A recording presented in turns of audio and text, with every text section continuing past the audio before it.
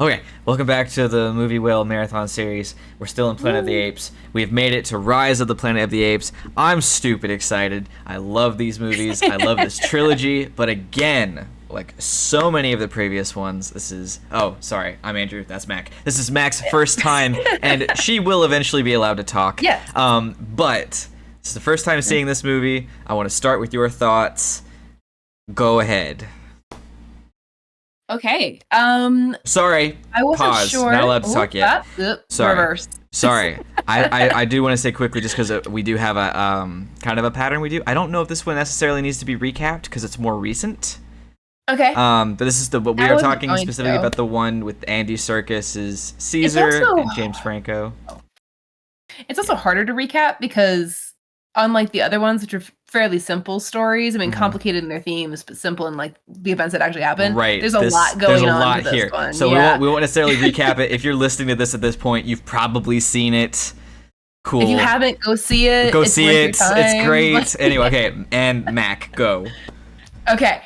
So, I wasn't really sure what to expect going into it because I wasn't sure if it was going to be like a continuation, a full reboot, what was really going to be going on. And it seems like we kind of got like the best of the reboot kind of thing. Like it uses a lot of the same stuff from the original, a lot of the same ideas, a lot of the same feelings, but it's clearly its own story. Like the nods to the original are there, like the character's name Caesar and a whole bunch of other stuff. There's some lines that are the same. But I do feel like the fundamental core of this movie has changed. Because I think the original series, at least the first movie, Planet of the Apes, it was very largely based on or related to the conversation that the time machine was having, which was like far in the future, who knows what man will have done and what the world will look like. And in this one, it's actually way more flowers for Algernon, which is the like experimentation on human brains and the consequences of playing God in science. A little bit of Jurassic Park in there as well. Yeah. So I think it's interesting how it changed with the time. Like, you know, we're still afraid of nuclear fallout, but we've moved into other areas of science that also we want to explore as a human species, and we're like, don't know what's going to change about it. And genetic manipulation was really big for a while and people were really worried about it. And people are still worried about it today, but we've moved on to other technological issues now. So yeah. But yeah, I found that interesting. Overall, I enjoyed it. I didn't feel... it's not like top favorite movies for me, which I think watching the following movies might make it better and rich what's going on with it a little bit. Do you mean movies as a whole, or do you mean of the Planet of the Apes movies you've seen thus far? Oh, I just mean movies as a whole. Okay, I really like this one. I just wanted to check. I was like, I thought if you were going to argue, this one isn't really my favorite of all the Planet of the Apes movies. I was like, which ones are ahead of it? Because, good lord, there's only like one I would argue is better than this one. I do like the original Planet of the Apes just a little bit better than this one. That's the only one I thought would be considered better, because that's an absolute classic. It's a great movie. But this movie, this is one of my favorite movies of movies. Yeah. But I don't want to cut you off. I'm going to keep catching myself.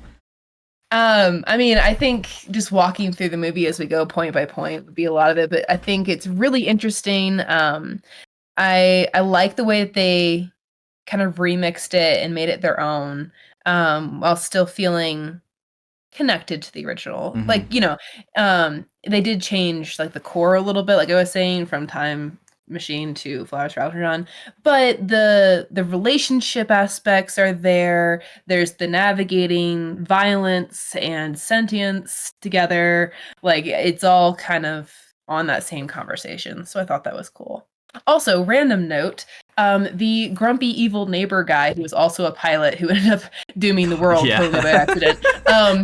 I know him as a scientist in Stargate Atlantis, and it was really weird because he's a grumpy scientist. Oh, he's a grumpy scientist, but he's not like at all a villain. He's the grumpy one that keeps everybody alive, and that's why he's grumpy, because he's stressed all the time. I had no idea. That's fantastic. Yeah. Yeah. That's what I'm thinking. Cool. Yes, I've had many thoughts for many years. I saw this in theaters because I grew up Ooh, in a okay. household Mhm. that was a The fan of Planet of the visuals were Apes. great. Right? And Love like, it. I mean, you can Hmm. tell now that they're a little dated, but even so, they're good. Like it's I mean, good I think stuff. they hold up okay. Mm-hmm. Like, I mean, again, like you said, little dated, but I wasn't bothered by it at all watching the movie. See, but The filmography got me more than the special effects. Like, some of the filmography seems a little touch dated now. maybe a little. I thought they did a lot Hmm. though, like with framing and Hmm. the way they set up certain shots and like long shots as well. Like granted, many of them are CGI, but still, like it's cool. Like there's not a whole lot of unnecessary cuts. I don't think. Like not so much that you notice right away. So I do. Well, Sorry. Go ahead. I think they use their nature setting to communicate a lot, which is really cool. Like when the first scene of the movie mirrors when the humans are being hunted in Mm-hmm. the Yep. first one, Exactly. and like Exactly. I mean, it's also just what happens when you hunt something, but it's like, I think there's very intentional tie backs to that original one. Yes. And then when they take Caesar to the redwoods and they use that for the time lapse, they're using Mm-hmm. that to communicate as well. There's a lot of really cool ways that the movie tells you things without putting them into words, which is Yes. cool I for like this that a lot. movie in Yeah. particular. Mm-hmm. I think this does well on many different levels, which is why I think it's just a good movie by itself. I think it's a great sci-fi movie. It's a great Planet of the Apes movie, but I do think it works well as just a good movie. I think character motivations are believable and are consistent. I think Caesar's growth is amazing, and the progression is so good. So, like as I said a couple of weeks Hmm. ago, this is basically if you chose one Planet of the Apes movie that this is a reboot of, it's Conquest. But this does Yes, yes. Conquest Way better. perfectly. He Yeah, learns way over better. time. We see him Hmm. like interacting with the apes, forming relationships. The pieces that he uses, the knife, the drugs that he eventually steals, like all the pieces he ends Hmm. up needing, and then like where he goes when he does his revolution. There are two locations that we were at before, places that he was specifically taken. Like everything is set up. The dominoes were placed Hmm. the whole movie, so when they fall, Yeah. it feels natural. It doesn't just come out of nowhere. He doesn't just look at apes and they start rebelling immediately. Like this, it does Well, really, really well. they do acknowledge him right away. Like as a baby, the chimps in the zoo stop like talking and just watch him, and they can't Well, even like really see him in the I little carrier thing they have. I always just took that as a holy shit. There's one of us on the outside. Not that he's like smart or gonna be their leader or anything. It I happens again when he enters another group of apes. I'm not sure. I think it's meant to be similar to Caesar's situation. I agree that it's not as ridiculous as the Conquest mm-hmm. version, where he just sort of like nods at them and they start knowing what he wants and doing it automatically. Right. Like Caesar actually earns the respect and the control of Mm-hmm. the ape group that he's interacting with There's in this movie. It's a lot right. better. There's one instance though where it goes beyond a nitpick. It's a legitimate Mm, criticism that I do tend to mm, ignore though because I like the movie as a whole. sure. So first, we watching the movie. If you're not an idiot, Mhm. you know why Caesar's so smart. You get it. It makes sense. And all the other apes are about where apes are supposed to be. But then there's Maurice, who is Yes. not sick or not infected. It doesn't have the drugs, and he's very intelligent. I can almost get away with that. I can Yeah. give that a pass. It is definitely beyond where he would be. But there's a Mhm. quote I saw sometime on Animal Planet years ago by some sort of scientist when he was asked what are the differences between ape intelligence, and he said if you left a key in each one of their enclosures, the main big three is what he was talking about. A chimpanzee will mess with the key, maybe try to use it, and then get bored with it. A gorilla will try to eat it, and then just kind of leave it alone. An orangutan will hide it and wait for you to leave, and then try to use it. Now I don't know to the Whoa. extent how valid that actually is, but that's always stuck with me. They always seem more pensive and calm and like spooky. So, but I love Maurice. He's Mhm. my favorite. I can give a circus orangutan, which I think is a lovely nod to Armando's circus. I agreed. Him being a little more intelligent because he was raised with intelligent people, I can give that a pass. Buck, though. Buck is the one I cannot give a pass to because Caesar lets him out, and then just with nods, Buck's like, yeah, I'm your guy, and then is totally cool with being his muscle to intimidate Rocket into becoming the new head ape. And like, Buck quite literally looks at Rocket, grunts, punches the ground, and looks at Caesar, which in any other movie, we know as an audience, he's like, yeah, you listen to him now. No normal gorilla is doing that shit. It's just not happening. It's not happening. Yeah. So I did note right out of the gate, like, Maurice using the sign language. Yes. And, like, it wasn't just, like, you have food, can I have the food? Yeah, right? it was like, hey, he was are you asking okay? about his life. He was Right. like, are you doing all right? And, Uh-huh. like, the moment he did that, my note was, the signing ape was not given ALZ 112. Yeah. I was like, what? It's like, what's going on there, Maurice? You're a little little smart there, if I do say so. He's smart enough that quote backs it up. Right. But he's smart enough to not be smart whenever the humans come in. He always, Well, he says humans don't like smart apes. Exactly. Yeah. So, I give Maurice a pass. Buck, I give a pass because of his beautiful, wonderful sacrifice, which is just so heartbreaking. In many ways... I do feel like with Buck, they were intentionally trying to rewrite what the original Plants of the Apes series. I was just going to say the same thing. Gorillas are redeemed in this trilogy. They really are.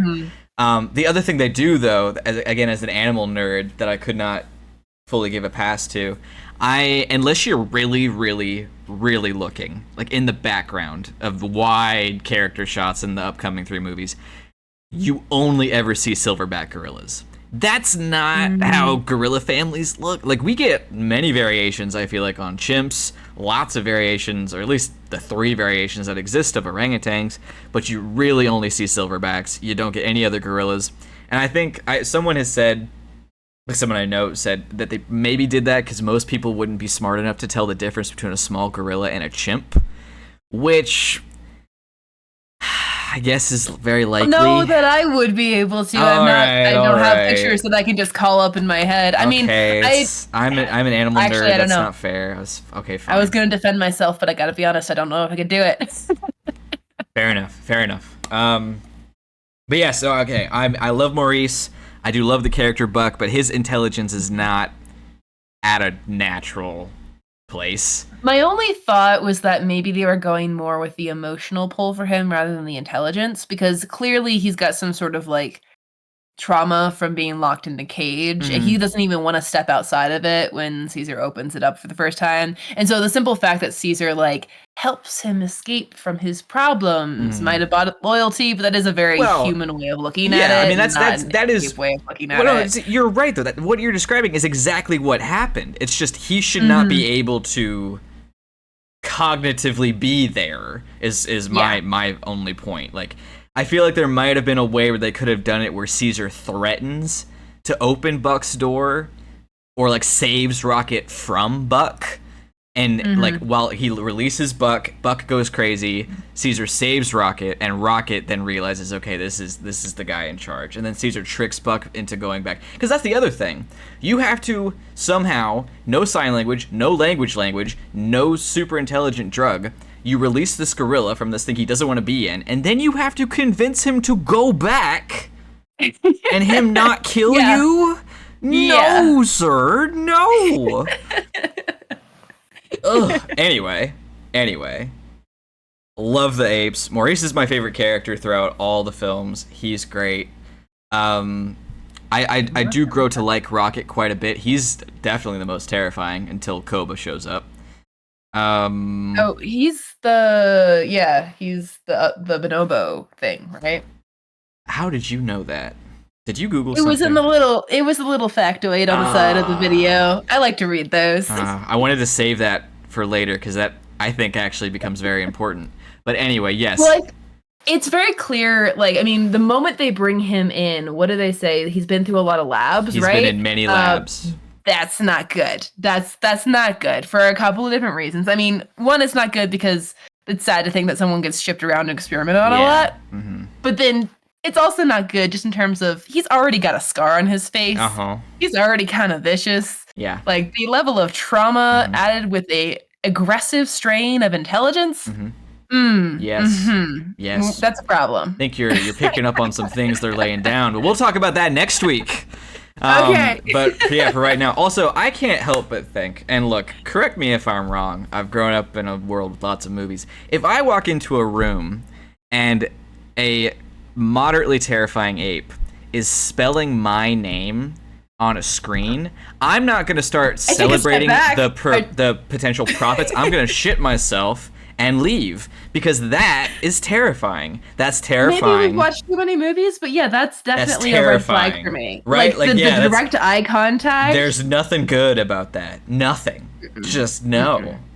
And he just, whatever. Well, okay, and I gotta be honest, there are a couple of points where I feel like this movie is a little bit loose, kind of like the Buck moment you were talking about. I feel like the fact that, I don't know, the fact that the company was not willing to risk it for a dementia like healing drug, but was willing to risk it for totally experimental, unproven intelligence booster was kind of weird, and it happened within a scene, like within 30 seconds of a scene.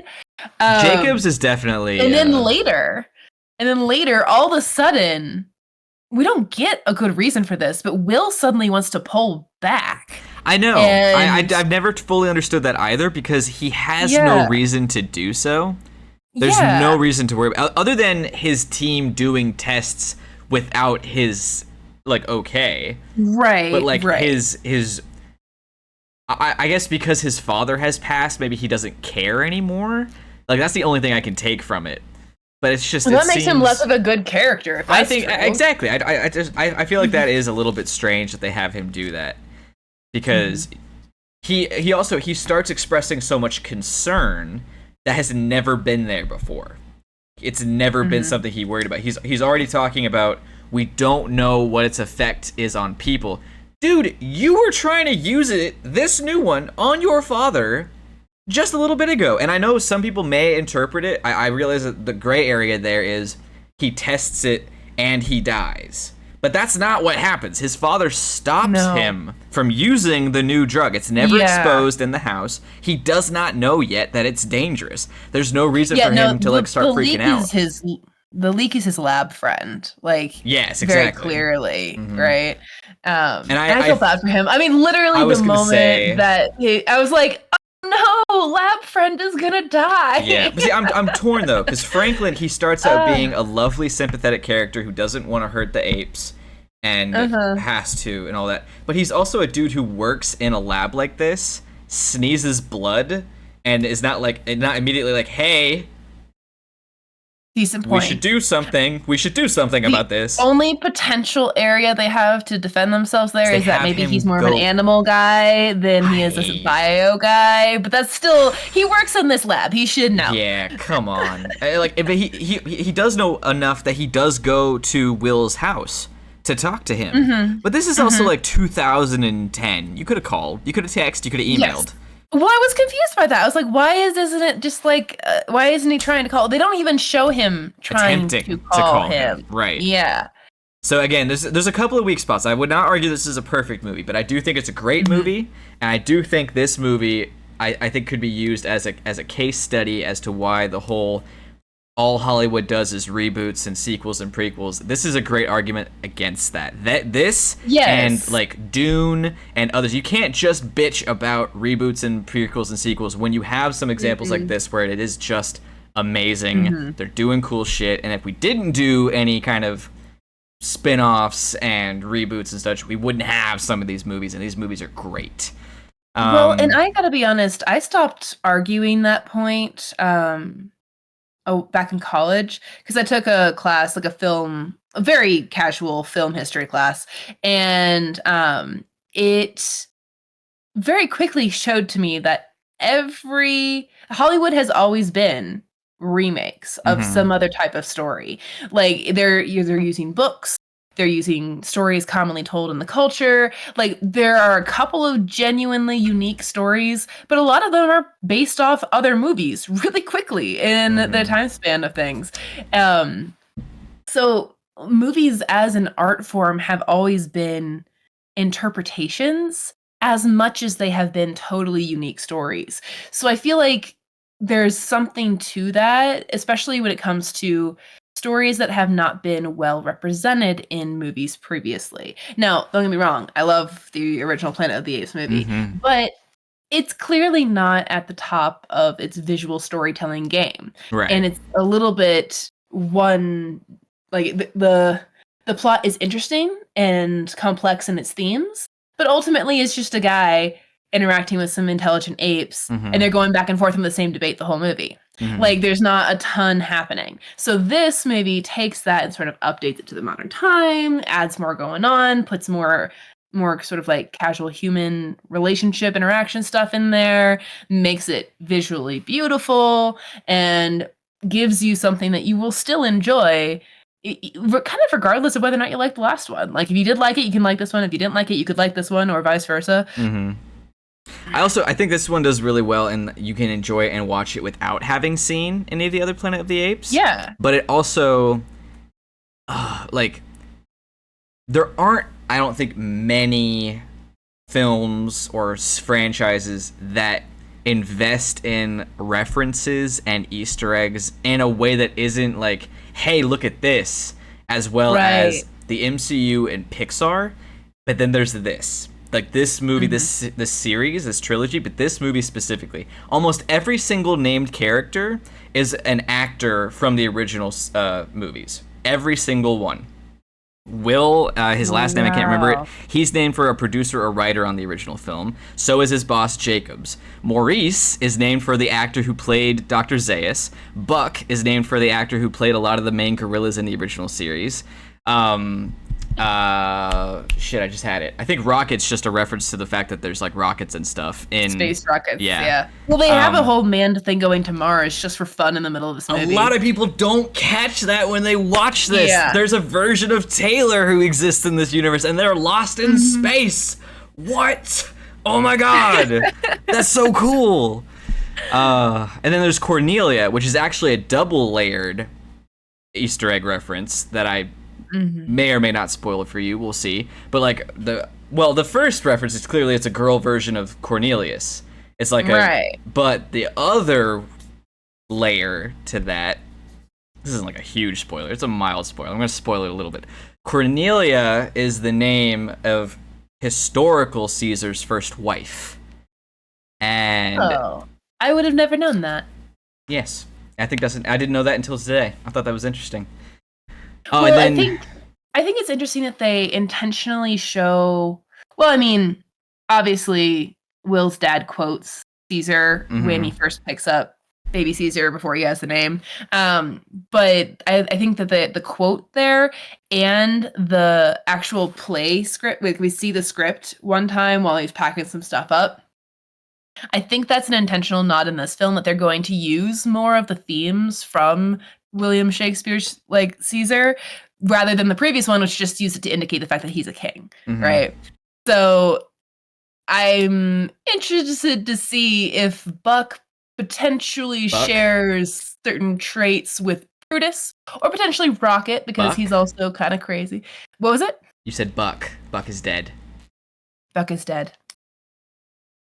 I got confused. Hold on. I think you probably mean Koba. Yes, Koba. That's what I meant. One of them.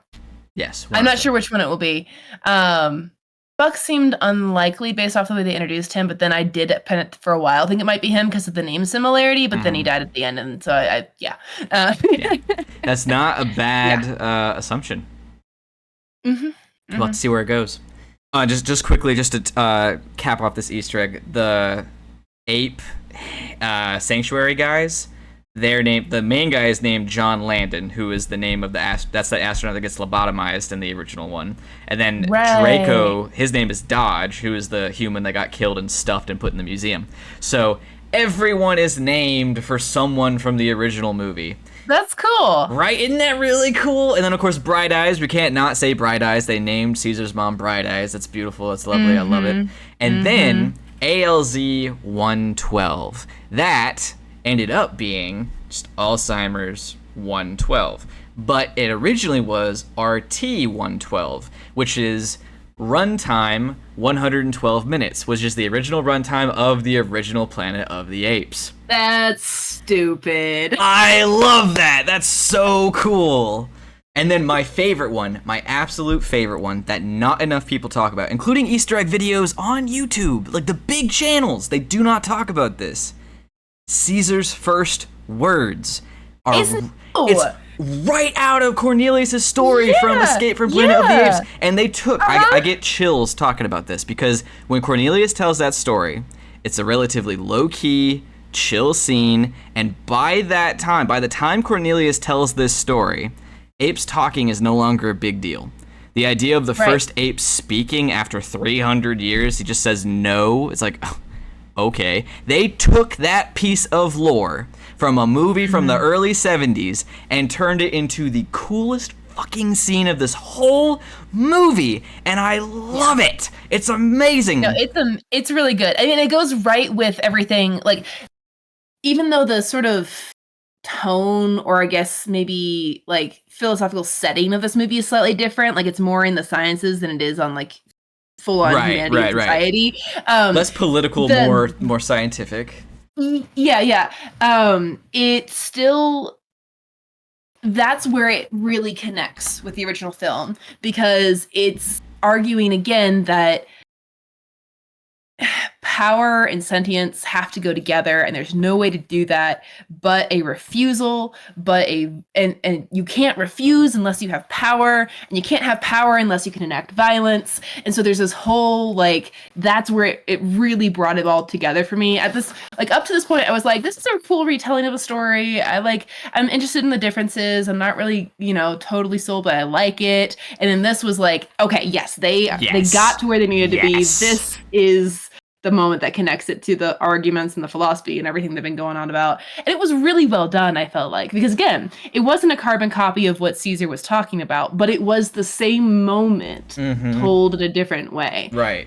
And that's also, again, that's just a story in the third movie, and they did something with it. That to me says care, attention to detail, like, that's good shit. And again, this is a lot of stuff that just happens in the real world, so it's not like it was intentionally Easter eggy, but I feel like it kind of was based on everything I'm hearing. Definitely like the hoses, was. Yeah. Like the little like tasers and whatnot. Like the way that they are controlled is very similar. I don't know. I couldn't make it out. The TVs in the chimps like cage rooms, are they playing the Apes movies? No, there's one movie that the other Rodney is watching. It's one of Charlton Heston's movies, but it's not Planet of the Apes. Okay. Yeah, they didn't go so meta. Like, I hated that in the second Hocus Pocus, where at one point they're watching Hocus Pocus. Like, what are you doing? What are you doing? That one's weird. That's ridiculous. I think this one might work because it's just subtle little thing where like you wouldn't really notice. I never pay attention enough to the screens in the chimp room. The movie that Rodney's watching, I know, is not Planet of the Apes. If there are apes running around on screen, my money would be on 2001: A Space Odyssey, with the opening being all the apes, because that's a way you could include apes watching apes, and it'd be a movie, a sci-fi movie, and it's intentionally made difficult to see what's happening on the TV because they don't want you to just be distracted by it. But there's one scene where there seems to be a lot of bodies moving in together, and then there's another one where a singular one is walking away from like a fire burning, and both of them like looked familiar to me, but I couldn't place them, and so I wondered if. Yeah. I know, I'd be willing to bet money it's not Planet of the Apes, because this movie's clearly not that kind of movie, which again, I like a lot. There's not like, it doesn't have kind of that eye roll structure that some films do, including movies I love, like the MCU movies. There's no comic relief character. There's no, it doesn't talk down to the audience. Like, I really, really like, for one, the scene where Caesar rolls the cans of gas through the cages. Chills. They put that in the trailer, and I lost my shit when I was a kid. Oh like, my gosh. I didn't think it spoiled anything. I was just freaking out. I was like, oh my god, that's how they're gonna do it. And it was so cool. And then when they all wake up, and again, you're paying attention, you know it technically worked, but you want more clarification. And you don't want to be a lazy writer and have Malfoy walk through and be like, they're suddenly so much more intelligent. But you've got Caesar out there looking into each of their eyes one at a time. And just in case you still haven't caught it, he at least turns his head to remind us that his eyes are green, and they're all green. Now, like, no dialogue, not even sign language to read. They don't spell it out. They show it to you perfectly. And I adore that shit. Love these movies. It's good. I like it a lot. There was no doubt for me that the serum would work. Just because, I mean, it worked for Caesar. It worked for Koba. Like, I was like, it'll be fine. Plus, it had to make the movie go.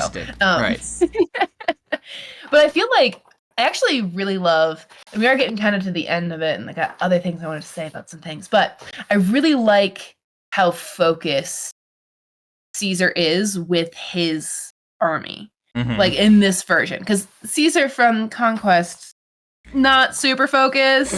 He goes a little ham. He's ready to take over the world until he's not. Yeah, well, and because it's focused in, well, there were filming reasons as to why it was focused in a small area, but story-wise, it's focused in a small area, so basically he just kind of like throws a riot and owns his own little area now, whereas in this one, Caesar plans how they're going to escape, plans to pick up 2 different ape groups on the way, and then has a destination. And as they're going there, you can see battle strategies being played out. They fake people out with the bus, and then they come from the sides and flank them. So good.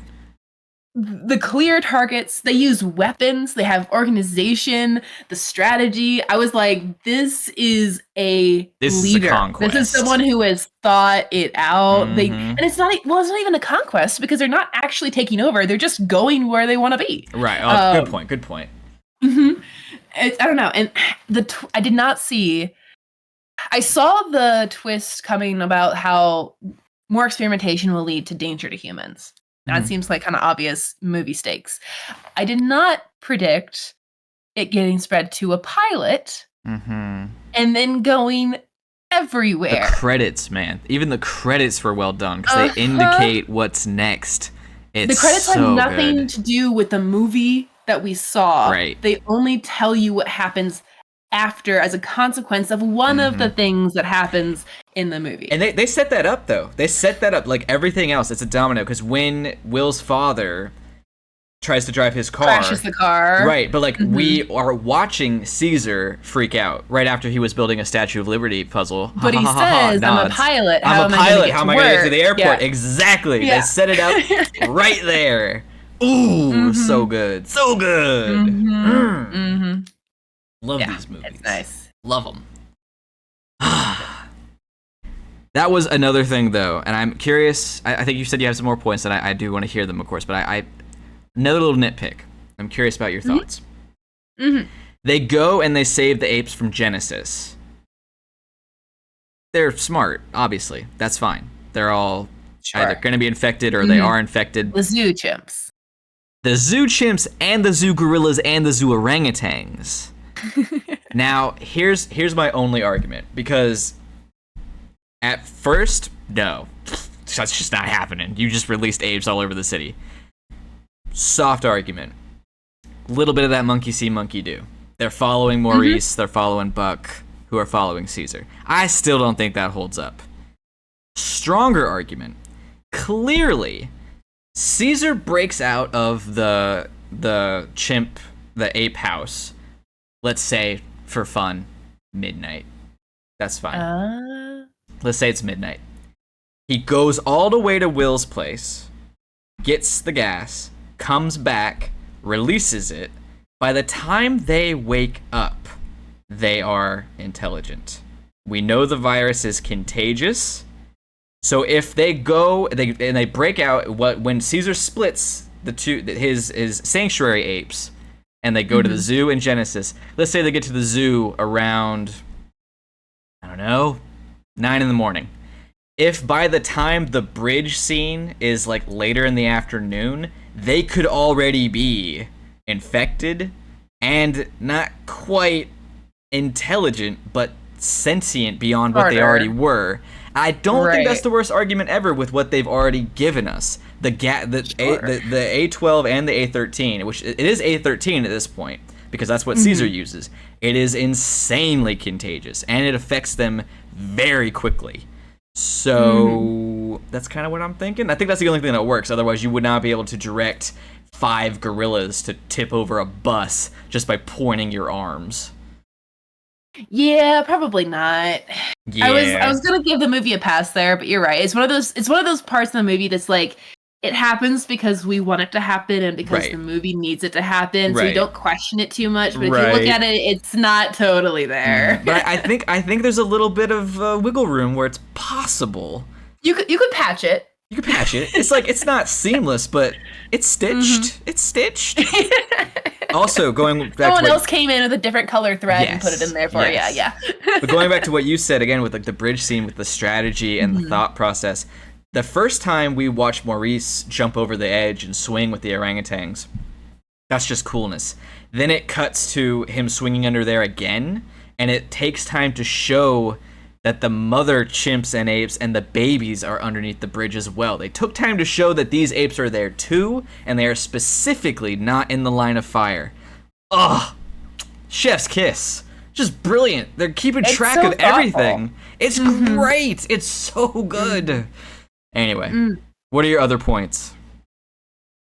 Well, I want to mention that the first time we see intelligent chimps act violently, it's out of protection. Mhm. Like, obviously, twice. I felt like that was very intentional. Like, Bright Eyes is super chill up until the moment where she's got this baby, which that's one of the thin points. How did they not would know not have she guessed was that? pregnant? Well, That- not even that, but just like the way she was acting, the way she was hiding. Yeah. Like, why Oh, would yeah, you and, like, she tries immediately to go think back. that? Yeah. You are all animal scientists. Come on. Get it together. I can give them And, a like, the pass fact for that they not would knowing. run- The fact that they would run genetic testing and not have blood work, Okay, maybe how would they so. not know Maybe she was so. pregnant? Like, Yeah. how? I was gonna say I How? give him a pass for that because I'm not a zookeeper, but I have worked at a zoo where they didn't know a gorilla was pregnant, and it was a big surprise. They didn't even know it was a female. So, Okay, well, maybe I'm wrong about that. well, I think in this particular context, though, where it's all medical based and science stuff, it's a little bit more of a stretch for sure. But like, there are apparently on record situations where they don't necessarily know, and they can be pregnant, and then all of a sudden, baby ape. So maybe. But yeah, like, how do you, this ape that has not been aggressive ever at all of a sudden, and you're not like, maybe there's something underneath that table where she's hiding. Yeah, right? And then, like, I don't know, for me, like, the moment I saw her, like, kind of cowering in front of something, I was like, okay, that's a kid she's hiding. And that's just because I'm watching a movie and I know that something's got to happen here. In order for me to get to Caesar, who I know the film is about. Right. And but then, like, the moment where, like, she's resistant, you have to ask why. You can't just, like, insist. And then the moment she went back and pulled on the door and couldn't get it yeah, open, come on. it was Come like, on. it's so obvious, Yeah. guys. Like, I knew and then this she when I goes was and 12 does years her- old, and you're a chimp handler. Like, dude, keep up, Franklin. Like, great. It's a really great storytelling, nonverbal storytelling. yes. Because yes. we as the audience are keeping up, but it is kind of like a moment where it's like, how do we as audience members catch this? And the scientists who are more familiar with the situation are not catching this. Right. It's a little weird. There's an extra level to this as well, which is one of those things you kind of have to ignore, otherwise we don't get this really good movie. But when they find out that she was being protective because of her baby, who has intelligence passed down to him, why wouldn't you immediately tell Jacobs? You have no attachment to this Right? ape right now. You don't even want it. Why wouldn't you go and explain that this thing that you thought happened and was a problem isn't even a problem? And then next layer to I mean, that. potentially, I could see the risk in telling Jacobs, because Jacobs was so set in the last interaction that hypothetically I had with him. I wouldn't, and I'm now emotionally attached more or less to this kid. I mean, I would be emotionally attached the moment I had taken it home. Let's be real. Well, yeah, for sure. It's a baby thing that needs protecting. I'm not going to Okay. tell the scientists about it. Well, he's not a scientist. I guess that makes it worse. Yeah. He's a businessman. That does make it worse. Yeah. But there's another layer to this, I think. Oh, okay, go. No, you finish your point. I forgot. Well, I was just gonna say that like we got a little off track, but like I was just pointing out that Bright Eyes only becomes violent in protection of her child, which I'm not entirely sure why she thought he was in danger, but that's fine. Baby. But then later, Caesar has an inkling of violence until somebody starts threatening Will's dad. And it's not even really a threat, it's just physically pushing at him with a finger. And he goes crazy. Goes out the house for the first time, like ever. Not ever, but goes out of the house, attacks the angry pilot neighbor dude, and bites the finger off, which is... Doesn't actually bite it off. Oh, well, bites it. I thought he did too. I had to read that. They apparently chose not to do that because they thought it would make audiences less sympathetic with Caesar, which I never felt that way. I always thought he bit it off, and then at the end of the movie he has a fake finger, but apparently he just bites it real bad, and that's just a cast. Okay. So I was like, oh, come on. Because when I watched it recently with a mutual friend, we were debating as to whether or not he swallowed it. That's what I was thinking as well, and I thought it was a little dark, honestly. Yeah. My guess was that he probably did. Well, and they have that line about they're afraid of him and they should be. Like the girlfriend that does nothing, which is so sad. Caroline. The girlfriend that does nothing in this movie. She has one good line and that's it. It frustrates me that they were together for 5 years and she didn't know about Caesar. Well, in that regard, yeah, like what his level of where he comes from and all that, yeah. But I'm curious though. It says 5 years later, during that time jump. Is that 5 years from then, or 5 years like total? So like in that from where Caesar comes home in the box to where this movie like ends, is he 8 or is he like 5? Because I always took that as it's 8 years total. Like it's been 8 years. That's what I got as well. Because he was supposed to be like 2 or 3 years old when they do the 5 years later flash forward. So I assumed it was added to those. Okay. I just wanted. Yeah. So then, yeah, they dated and got married, and then she finds out that.